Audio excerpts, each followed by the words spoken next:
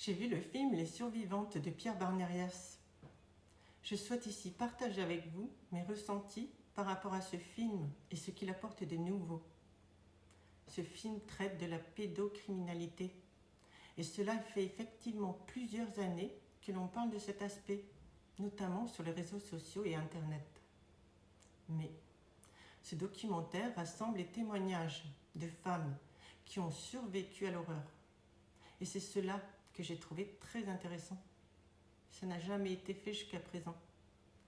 Et j'aimerais mettre l'accent sur ce qui est peut-être à peine visible dans ce documentaire, tellement il y a des noirceurs. Surtout la fin du documentaire. Les survivants délivrent des messages qui montrent en réalité une immense lumière et beaucoup d'amour, malgré toutes les épreuves qu'elles ont subies. Elles démontrent par leur expérience qu'il y a toujours autant d'ombre que de lumière, et à la mesure de celle-ci. C'est ça que ces femmes amènent au monde par leur expérience. L'une d'elles a dit d'une manière très profonde et très poignante que l'amour est plus fort, que l'amour guérit vraiment tout.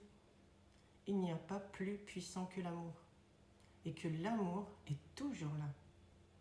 Ces femmes ont dû commettre des crimes en étant enfants, sur d'autres enfants, et malgré cela, elles racontent que la source les a toujours aimées et les a toujours soutenues. S'il y a une chose à retenir de ce film, c'est bien ça. Ces femmes démontrent par leur expérience et leur sacrifice que l'amour est toujours là, et à la mesure des épreuves subies. Que finalement, tout est toujours en équilibre, même si c'est dur à voir. Et je souhaite que nous puissions voir cela et nous rappeler cela. Il y a autant de lumière que d'ombre. Et fondamentalement, le bien et le mal n'existent pas. Le divin a tout créé, le bien et le mal, et il a créé à partir de l'énergie amour.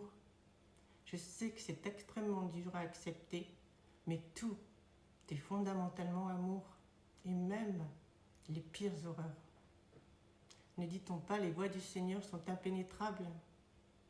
C'est lorsque l'on accepte, qu'on a foi en le dessein divin, qu'on peut comprendre et recevoir les grâces. Il y a un passage très fort à ce sujet dans le film.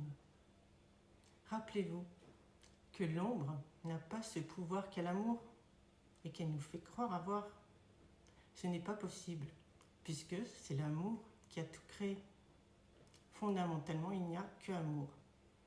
L'ombre est fondamentalement une illusion. Et c'est vraiment un miracle que ces femmes aient pu survivre à tout cela. Et je vais vous raconter une petite histoire pour illustrer tout ça.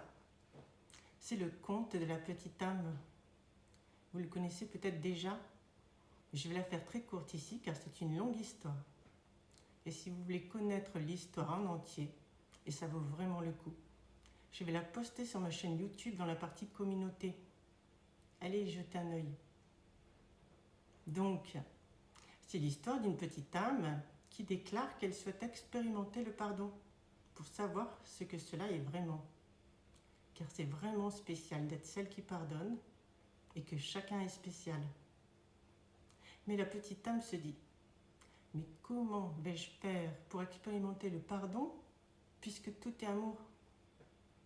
Alors, une autre âme très courageuse lui dit, ne t'inquiète pas, je t'aiderai, je serai à tes côtés, je te ferai du mal pour que tu puisses me pardonner. Avec le voile de l'oubli qui est nécessaire pour pleinement vivre l'expérience. On oublie malheureusement aussi que fondamentalement, toute cette histoire est bien une histoire d'amour. C'est bien par amour qu'une âme a décidé d'endosser le rôle du bourreau pour que l'autre âme puisse savoir ce qu'est vraiment le pardon. Et ce rôle est très difficile à endosser. Il faut beaucoup de courage et d'amour.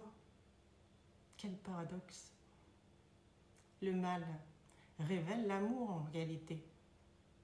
Et j'ai envie de vous poser une question. Et nous, saurons-nous voir l'amour malgré toutes les épreuves?